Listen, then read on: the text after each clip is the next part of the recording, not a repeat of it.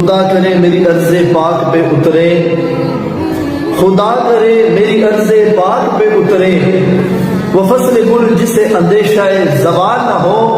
اور یہاں جو پھول کھلے وہ کھلا رہے صدیوں، یہاں سے خزاں کو بھی گزرنے کی مجال نہ ہو۔ آج گلی گلی نگر نگر یوم آزادی کی تقریب سج رہی ہے، سرکاری اور نیم سرکاری عمارتوں کے اندر، گھروں کے اندر، اور اوورسیز پاکستانی بھی یوم آزادی منا رہے ہیں، لیکن آج بدبختی سے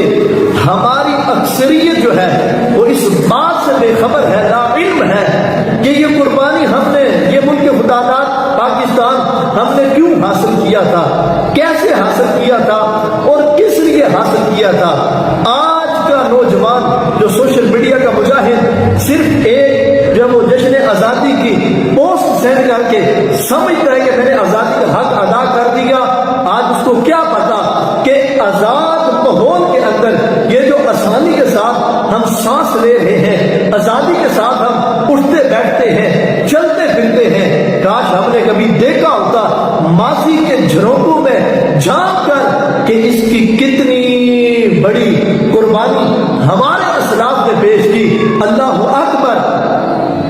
قوم کی قربانیوں کو، اسلاف کی قربانیوں کو یاد رکھنا یہ زندہ قوموں کی نشانی ہوتی ہے، یہ زندہ قوموں کی علامت ہوتی ہے، اور وہ قوم جو اپنے اسلاف کی قربانیوں سے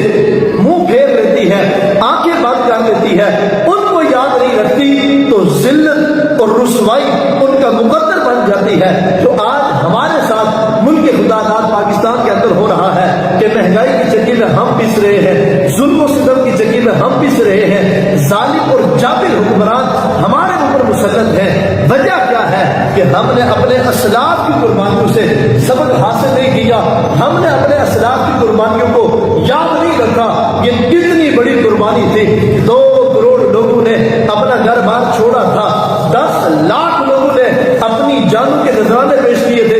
90,000 عورتوں کی عزتیں لٹی تھی، پھر جا کر یہ ملک خدا داد پاکستان بنا تھا۔ تو کیا اس لیے بنا تھا کہ 14 اگست کے اس عظیم موقع پر گلی کوچے بازاروں کے اندر ہم شور شرابہ کرتے ہوئے پھرے، ہل گپاڑا کرتے ہوئے پھرے، اور ون وننگ کرتے ہوئے پھرے، اور ریسیں کرتے ہوئے پھرے، اور موت کا کھیل کھیلتے ہوئے پھرے؟ جو قومیں اپنے اسلاف کی قربانیوں کو یاد نہیں رکھتی، ذلت اور رسوائی ان کا مقدر بن جاتی ہے۔ اس لیے آج کا دن عہد وفا کا دن ہے، تجدید عہد وفا کا دن ہے، اللہ کے حضور جھکنے کا دن ہے کہ مالک ہم نے جو ملک خدا داد پاکستان لیتے وقت وعدہ کیا تھا، آج ہم نے اس سے منہ موڑا ہوا ہے، لہذا جب ہم اس مقصد کی طرف آئیں گے تو یقیناً اللہ کی رحمت بہار بن کر ہماری دنیا میں آئے گی، اور اللہ رب العزت ملک خدا داد پاکستان کو امن و سلامتی کا گہوارہ